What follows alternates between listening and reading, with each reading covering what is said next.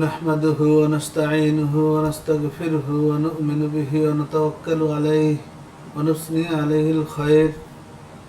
اللهم صل على سيدنا مولانا محمد وعلى آله وأصحابه أجمعين.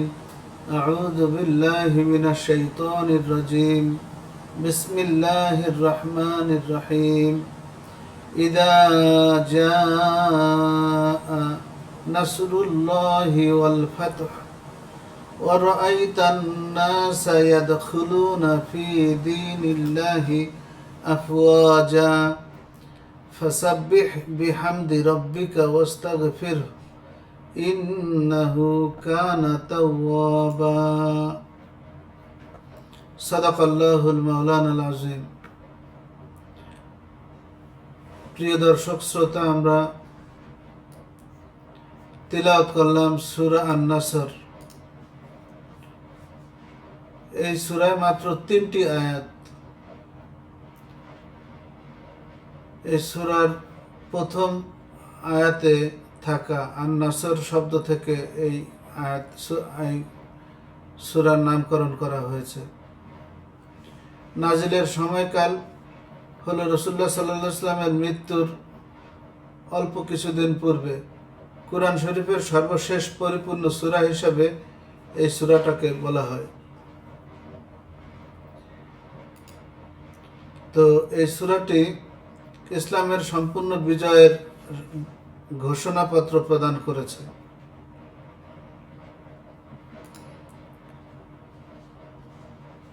আল্লাহ আমাদেরকে এই সূরার তাফসীর করার তৌফিক দান করুন, আমিন।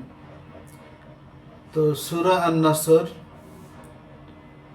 ইদা জাআ নাসরুল্লাহি ওয়াল ফাতহু। ইদা মানে যখন, জাআ মানে এসেছে, নাসরুল্লাহি আল্লাহর পক্ষ থেকে বিজয়, সাহায্য। প্রথমে হলো নাসরুল্লাহি সাহায্য। এটা সাহায্য এবং বিজয় দুটো অর্থেই আসে, কিন্তু এখানে নাসরু এবং ফাতহু দুটোই যখন এসছে তখন এটা হলো সাহায্য হবে, আর ওয়াল ফাতহু বিজয় হবে। এটা মুতারাদিফ শব্দ। একই রকমের অর্থবোধক দুটো শব্দ যখন একসাথে আসে তখন এক একটা শব্দের ভিন্ন ভিন্ন অর্থ হয়। যেমন নাসরুল্লাহি ওয়াল ফাতহু, আল্লাহর সাহায্য এবং বিজয়। যখন এসে যায় বা এসে গেল, যখন এসে যায়। ওয়া রাআইতান নাসা, ওয়া এবং রাআইতা আপনি দেখলেন, আন-নাসা মানুষদেরকে, ইয়াদখুলুনা ফি দীনিল্লাহি আফওয়াজা, ইয়াদখুলুনা তারা দাখিল হচ্ছে, ফি দীনিল্লাহি আল্লাহর দ্বীনের মধ্যে, আফওয়াজা দলে দলে। ফাউজুন শব্দের বহুবচন আফওয়াজ। ফাউজুন হলো, আমরা বাংলায় এটা ব্যবহার করি ফৌজ, বিদেশি বাংলা শব্দ হিসেবে এটা ব্যবহৃত। ফৌজ মানে হলো সেনাবাহিনীর দল। এক একটা দলকে এক একটা ফৌজ বলা হয়। তো অনেক দল একসাথে, দলের পর দল যুক্ত হচ্ছে, দলে দাখিল হচ্ছে আল্লাহর দ্বীনের ভিতরে, ইসলামের ভিতরে। ফাসাব্বিহ বিহামদি রব্বিকা ওয়াস্তাগফিরহু, তখন তুমি তোমার ফাসাব্বিহ বিহামদি রব্বিকা, তাই আপনি তাসবিহ পড়ুন আপনার রবের প্রশংসা সহকারে, ওয়াস্তাগফিরহু এবং তার কাছে ক্ষমা প্রার্থনা করুন, ইন্নাহু কানা তাওয়াবা নিশ্চয়ই তিনি তওবা গ্রহণকারী। সরল অনুবাদ শুনলেন। এই পর্যায়ে আমরা একটু বিস্তারিত ব্যাখ্যামূলক আলোচনায় যাব।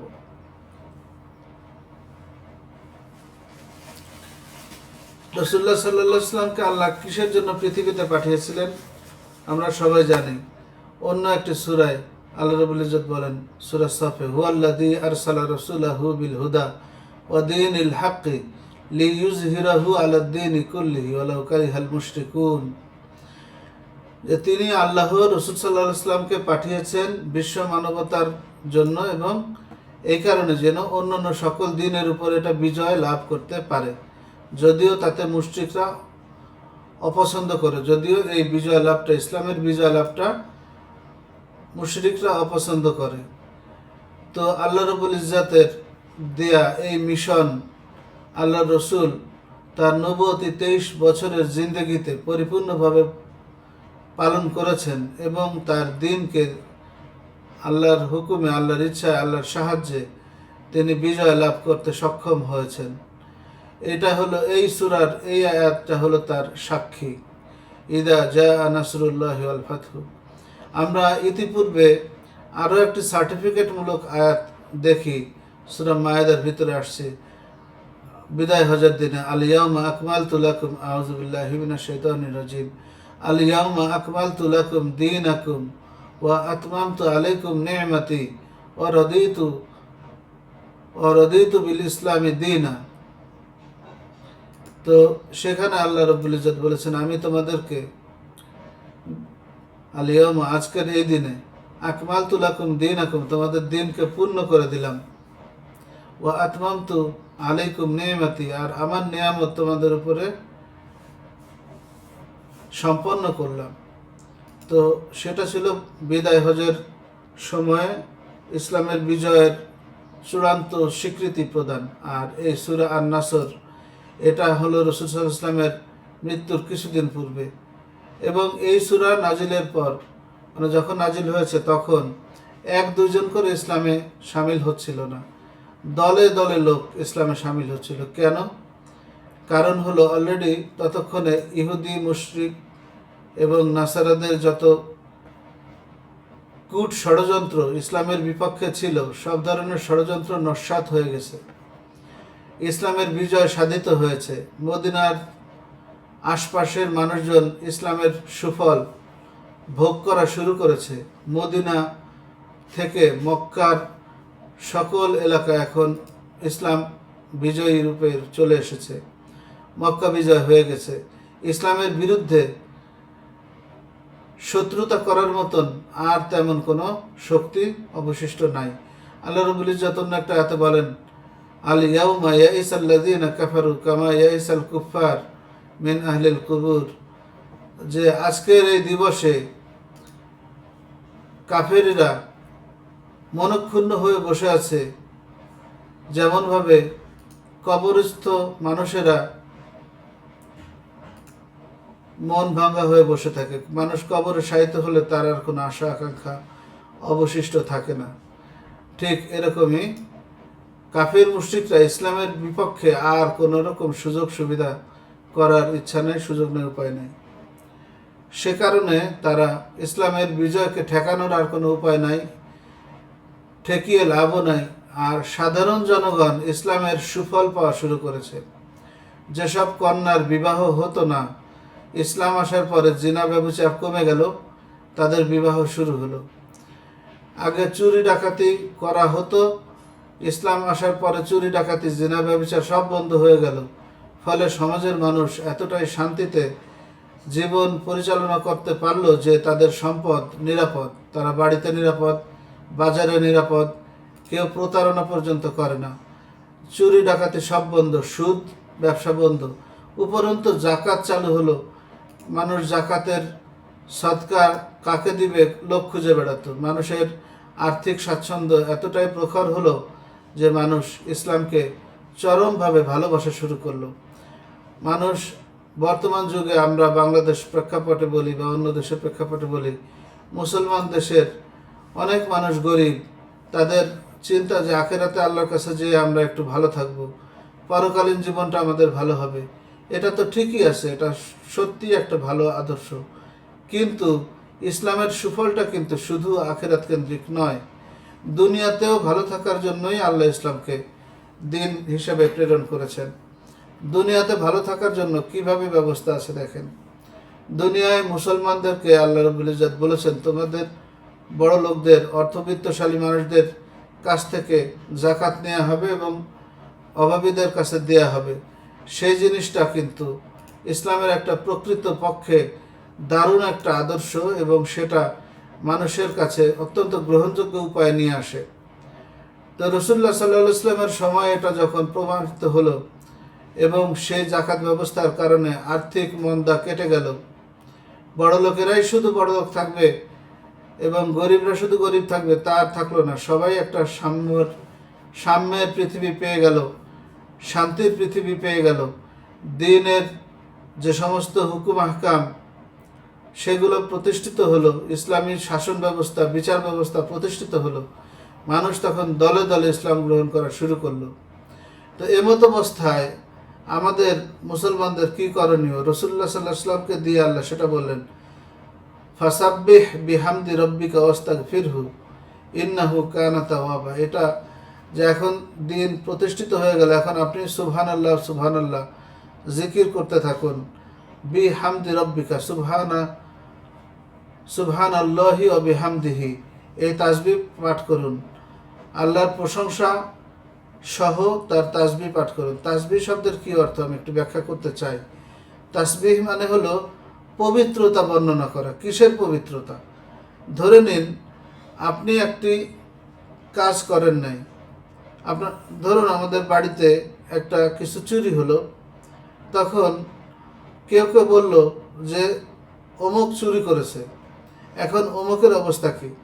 সে চুরি করে নাই, হয়তো হারিয়ে গেছে কিন্তু খুঁজে পাচ্ছে না, কিন্তু অপরাধ বলা হলো যে অমুক চুরি করেছে। এখন তখন এই লোকটা কি বিপদে আছে? ঠিক এমত অবস্থায় কেউ যদি এসে বলে যে না অমুক চুরি করে না, আমি গ্যারান্টি দিচ্ছি সে চোর না, এইটাকে বলা হয় হলো তার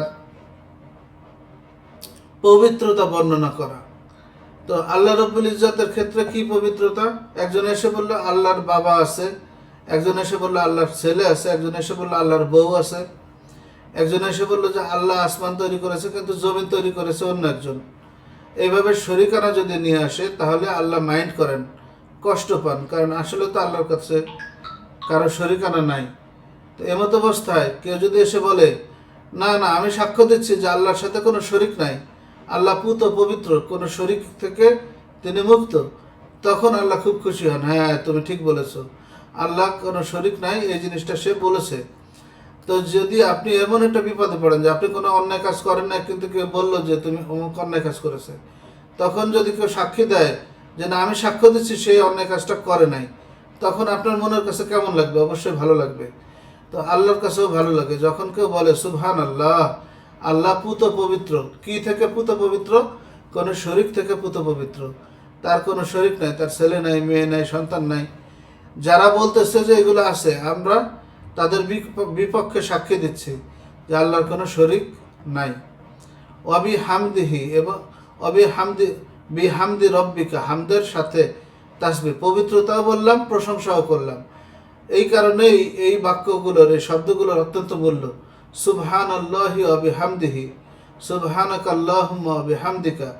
এবং আমরা নামাজের সিজদায় যেও আল্লাহর পবিত্রতা বর্ণনা করি, সুবহানা রব্বিয়াল আযীম, সুবহানা রব্বিয়াল আলা, এগুলো আমরা বলি। কেন? এই মুশরিকরা বলে যে আল্লাহর ছেলে আছে, মেয়ে আছে, আল্লাহর সাথে শরিক আছে, আল্লাহ এটা মাইন্ড করে। আর আমরা প্রকাশ্যে সিজদায় যে আমরা বলি আল্লাহর কোনো শরিক নাই। এই যে শরিক নাই, আল্লাহ পবিত্র শরিকানা থেকে, এটাই হলো তাসবিহের মূল মন্ত্র, মূল বক্তব্য। আশা করি জিনিসটা ক্লিয়ার হয়েছে। পরবর্তী অংশে ওয়াস্তাগফিরহু, তার কাছে ক্ষমা চাও। তাহলে প্রথমত আল্লাহকে আমরা পবিত্র হিসেবে ঘোষণা করলাম, তারপরে তার প্রশংসা করলাম, তারপরে তার কাছে ক্ষমা চাইলাম। আল্লাহ আমাদেরকে ক্ষমা করে দেন। ইন্নাহু কানা তাওয়াবা, তিনি তওবা গ্রহণকারী। অর্থাৎ যদি কেউ কোনো পাপ করেই থাকে, সে তওবা করবে, ইস্তেগফার করবে, আল্লাহ তাকে ক্ষমা করে দেবেন। আল্লাহ এখানে তওবা কবুলকারী শব্দটা ব্যবহার করছেন, দেখেন তাওয়াবা, তাওয়াবুন ফাআলুন, ওজনে ইসমে মুবালাগার সিগা, অর্থাৎ অধিক তওবা কবুলকারী। তো এক্ষেত্রে আমরা আল্লাহ রাব্বুল ইজ্জতের যে মহত্ব, তার যে লা শারিক সত্তার প্রশংসা, ইস্তেগফার এবং তওবা, এগুলো করার জন্য আল্লাহ বললেন যে হ্যাঁ ইসলামের বিজয় হয়ে গেছে, রসুলের যে মূল মিশন ছিল সেটা সাকসেসফুল। এখন দলে দলে মানুষ ইসলাম গ্রহণ করছে। তোমরা এখন কি করবা? তোমরা আল্লাহর প্রশংসা করো, আল্লাহর পবিত্রতা ঘোষণা করো এবং পাশাপাশি ইস্তেগফার করতে থাকো। আমাদের জন্য এই একই আয়াত অনুযায়ী আমাদের উচিত আল্লাহর কাছে বেশি বেশি ইস্তেগফার করা এবং তার তাসবিহ তাহলিল করা। আল্লাহ আমাদেরকে সে তৌফিক দান করুক। আমরা ছোট্ট সূরা আলোচনা সম্পন্ন এ পর্যায়ে ছোট্ট একটু শিক্ষা, সেটাও আলোচনা হলো। শিক্ষা এবং সারমর্ম। শিক্ষা কি? যে আমরা বিজয়ের গৌরবে উৎফুল্লিত না হয়ে বরং আমাদেরকে আল্লাহর তাসবিহ তাহলিল করতে হবে। এটাই আমাদের এখান থেকে শিক্ষা।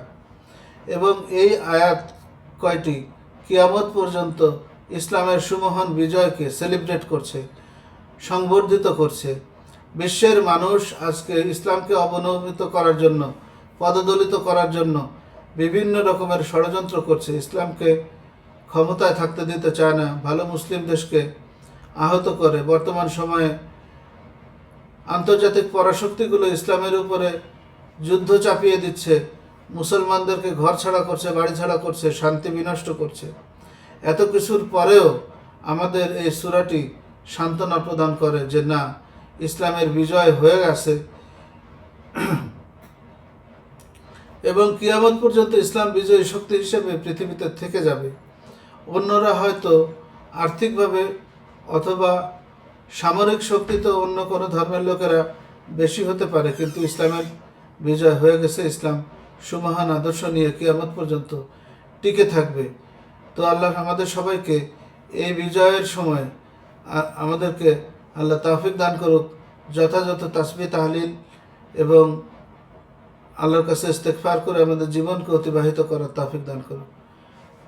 সম্মানিত দর্শক শ্রোতা, আমরা কুরআনুল হাকিমের পরিপূর্ণ তাফসির এই চ্যানেল দেওয়ার জন্য নিয়ত করেছি। আপনাদের সহযোগিতা খুবই দরকার। আমরা প্রতিদিন তাফসির দিতে থাকবো ইনশাআল্লাহ। আল্লাহ আমাদেরকে হায়াতের তৌফিক দান করুক, সক্ষমতা দান করুন, তৌফিক দান করুন। এবং আপনারা যারা আছেন সবাই এটার প্রচার প্রসারের জন্য একটু লাইক, কমেন্ট, শেয়ার করবেন, সাবস্ক্রাইব করবেন, তাহলে অন্যরাও আমাদের এই তাফসির শুনতে পাবে এবং আমরা সবাই সদকায়ে জারিয়ার অংশগ্রহণকারী বান্দা হিসেবে কবুল হব।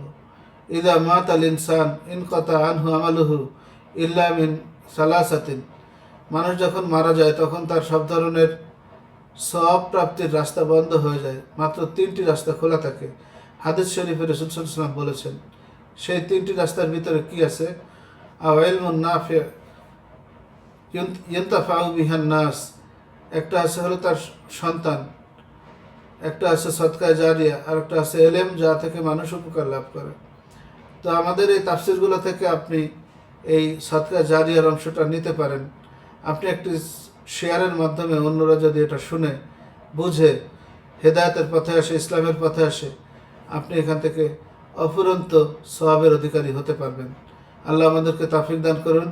আমানতু বিল্লাহ। আসসালামু আলাইকুম ওয়া রাহমাতুল্লাহি ওয়া বারাকাতুহু।